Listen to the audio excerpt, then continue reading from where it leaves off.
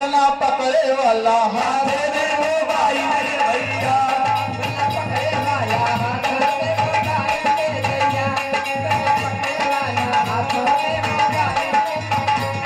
क्या गाँव से देखा बदल गई स्टाइल भैया, स्टाइल भैया, ना पकड़े वाला हाथ में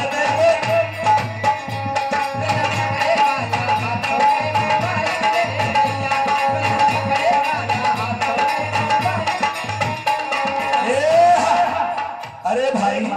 हाँ भाई काला देव, अब तक तुम कहाँ था रे भाई? अरे अब तक कहाँ थे, वहाँ पे अंडा दे रहे थे ना। अरे बाप, तुम अंडा भी देते हो क्या? हाँ अंडा देते हो। अरे अंडा हम थोड़ी देते हैं, दुकान पे अंडा देते हैं। दुकान बड़े हैं, तुम्हारी अंडे की दुकान है क्या? हाँ। दिन भर में कितने अंडे बेचते हो? वो 100 बोले। 100 गो।